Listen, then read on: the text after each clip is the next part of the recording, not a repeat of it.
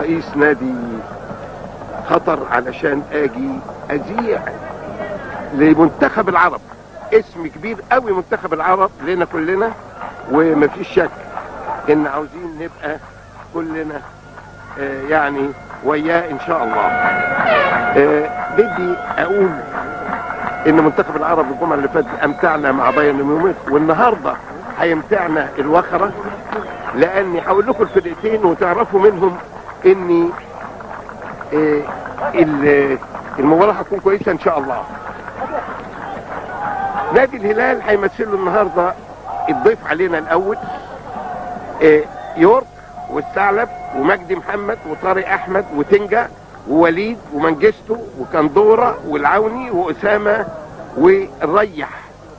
مفيش شك ان الهلال والكره السودانيه اتحطت على الخرطه، لان الهلال اول نادي يصل لبطوله الانديه، ونتيجته كانت مع النادي الاهلي في الخرطوم تذكروا في النهائي 0-0 وفي القاهره 2-0 لصالح الاهلي.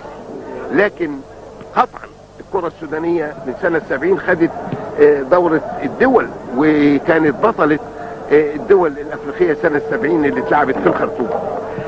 اما نتنقل للفريق الثاني الوكره، هنلاقي عبد الله احمد حارس مرمى، محمد سالم وعادل ملالة ادي بيتمرنوا التمرينات التسخين.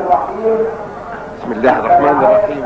الشيخ سامر بن محمد آل ثاني نائب رئيس المجلس الاعلى لرعايه الشباب ينظم نادي الوكره هذا المهرجان لتكريم اسم النادي الوطني اللاعب حسن القاضي نجم المنتخب الوطني لكرة القدم. المذيع الداخلي. وفي هذه المناسبة تقام مباراة الكبرى في كرة القدم بين نادي الوكرة المطعم بلاعبي الدول الخليجية والعربية ونادي الهلال السوداني. أهلا بنادي الهلال السوداني في وسط الإسلامي قطر.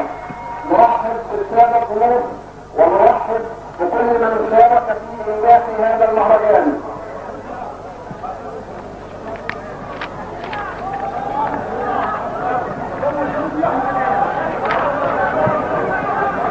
مفيش شك ان اليوم عيد والبالونات، وده وفاء من نادي للعيبه.